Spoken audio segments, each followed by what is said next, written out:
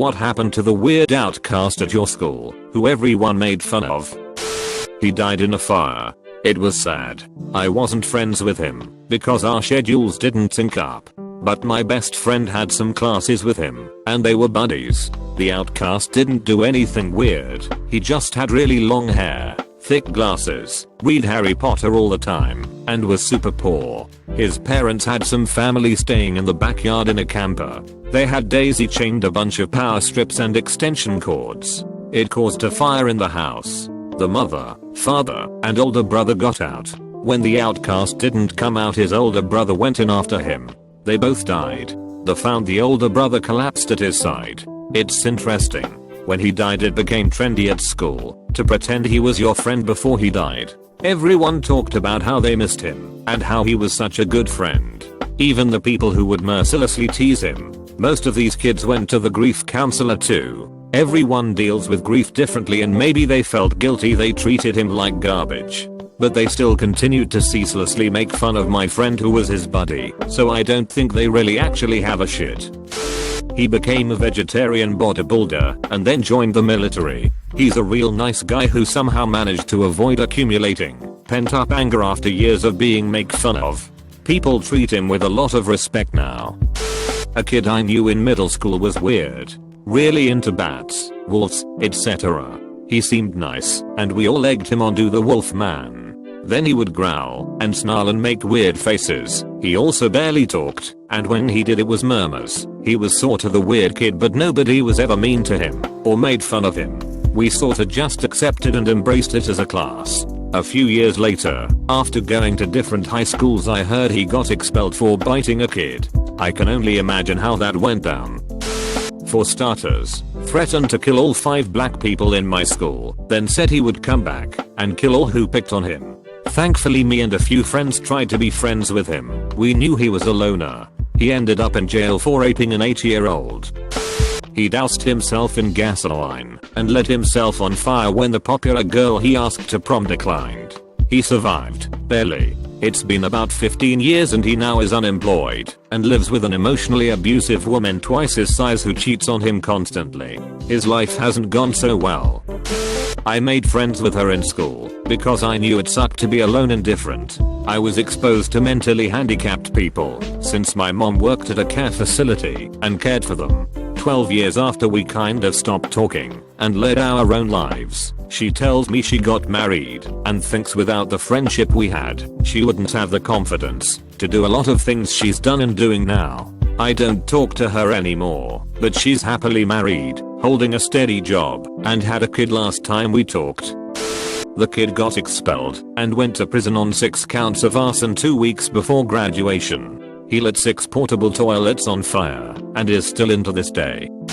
I started working customer service thinking it'd help me build up my social skills. Fast forward 10 years, I still work in the service industry, have great social skills, but also hate everybody, am broke, and want to die.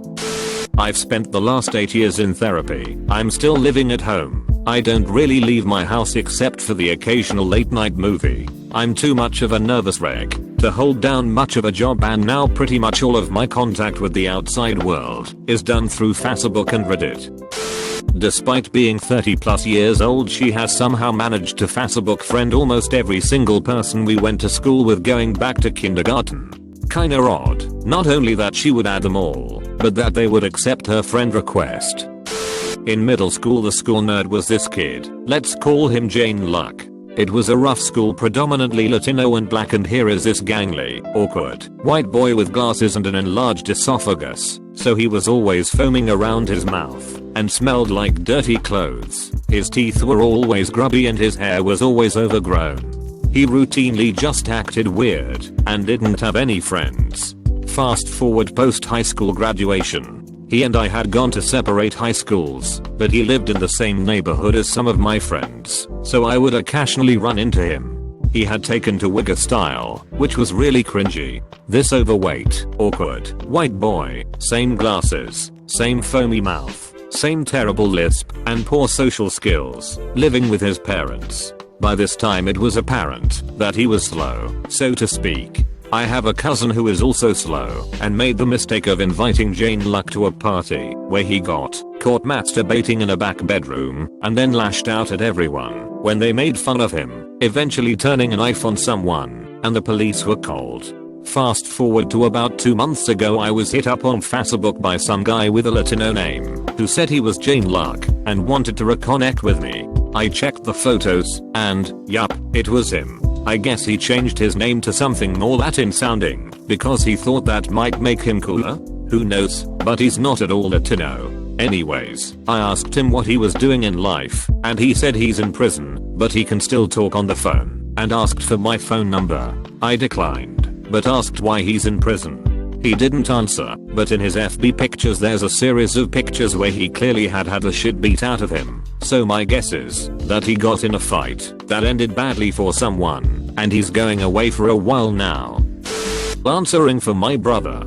He was a short tiny kid in high school with acne problems and not the best hygiene skills. I knew he didn't have many friends, but it wasn't until I met a girl who was a freshman when he was a senior that I learned he was the outcast and he was made fun of constantly and didn't really have friends. In my eyes, my brother was this awesome, funny, great guy, so this really blew my mind. He wound up joining the army at 18, grew to be about 6'4". He advanced quite fast in the army and really did well for himself. He's out now, serving in the National Guard still, moved across the country, is working on obtaining a degree, and is well traveled with plans to open his own business.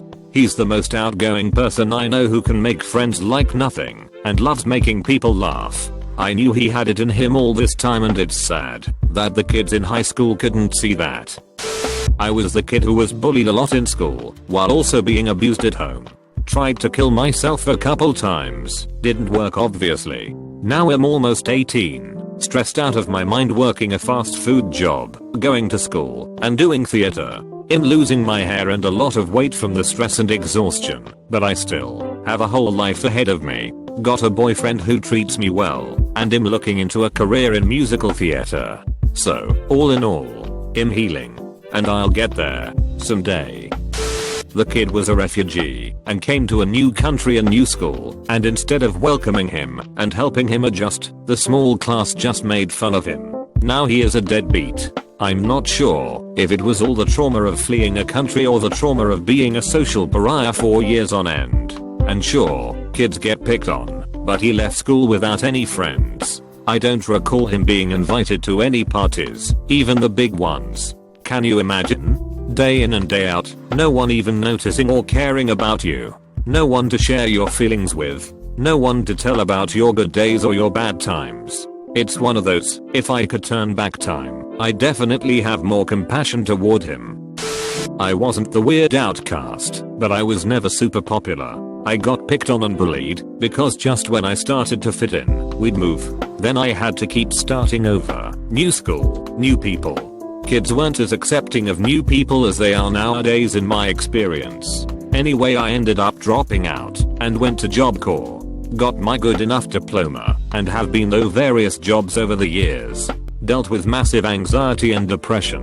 Through a series of very fortunate events, I now work at my youngest son's elementary school. I have various things I do there, from lunch cashier to reading tutor to 8 students. I volunteer in several classrooms helping the teachers with whatever they need. I assist in running a food pantry once a week out of the cafeteria, and I just started an after-school Lego program with a small group of kids that focuses on building relationships with each other and teamwork while utilizing Lego. I'm working on going to school to get some certifications I need to become a preschool assistant next year, and then I think I'm going to go for some degrees to someday have my own class. I feel better than I ever have in my life. I'm making a difference in people's lives. That probably saved my life. Reading this thread kind of made me sad that so many stories end badly or, well, ended at all. I just turned 40 and it took half my life, but I'm finally beginning to live. I read something a while back that really gave me inspiration to keep doing what I'm doing. Be the person that you needed when you were younger. I started doing all of this because I wanted my son to have a better experience than I had. Now I'm doing it because all the kids deserve to have that chance. I was the weird kid There were stranger and more mentally off people than me. But I had no friends and was bullied quite a bit. Girls would date me as a joke with their friends to see who could break up with me in the worst way possible. But I graduated early, saved up money, moved a state over, met my wife, and got married 3 months later. All of this happened within the year I graduated. I'm moving to Europe soon to be with my wife. I'm going to free college in Europe, married to a very beautiful amazing Euro babe, study law. I'd say that pain and suffering I was put through finally ended and helped me become a better person. Reminds me of Tyrone. None of his classmates liked him because of his stupidity, especially his teacher, who was always yelling at him, "You're driving me insane, Tyrone." One day Tyrone's mom came to school to check on how he was doing. The teacher told his mom honestly that her son was simply a disaster, getting very low marks, and never had she seen such a dumb boy in her entire teaching career. The mom was shocked at the feedback and withdrew her son from school and moved out of Detroit, relocating to Cleveland. 25 years later, the teacher was diagnosed with an incurable cardiac disease. All the doctors strongly advised her to have heart surgery, which only one surgeon could perform at the Cleveland clinic. Left with no other options, the teacher decided to have the operation, which was successful. When she opened her eyes after the surgery, she saw a handsome doctor smiling down at her. She wanted to thank him, but could not talk. Her face started to turn blue. She raised her hand, trying to tell him something, but eventually died. The doctor was shocked and was trying to work out what went wrong. When he turned around, he saw our friend Tyrone working as a janitor in the clinic, who had unplugged the oxygen equipment in order to connect his floor buffer. I was that guy. I wore a black trench coat, combat boots, and all black clothing freshman year in high school, 1990, and was teased by both the jocks and the slackers. My first period math teacher would heap insults onto me and accused me of cheating. I dreaded school and never wanted to go. Never really had any friends in school, and I was too awkward to try and make any. I attempted to kill myself a few times, but was a failure at that.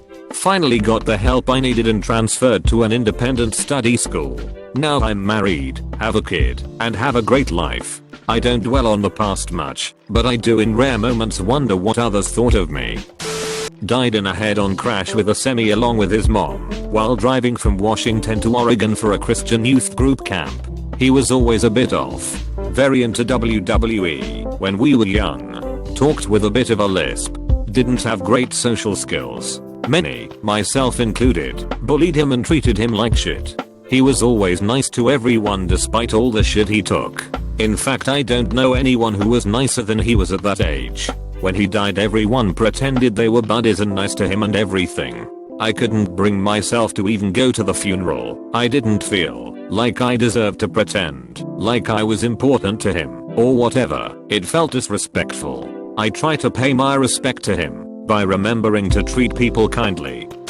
There were several kids like that in my year at school. One of them is doing a Prince's Trust course on engineering, still lives with his father, and has a girlfriend who is obsessed with World of Warcraft. Another one of them works in Primark. As for the other two, I've literally no idea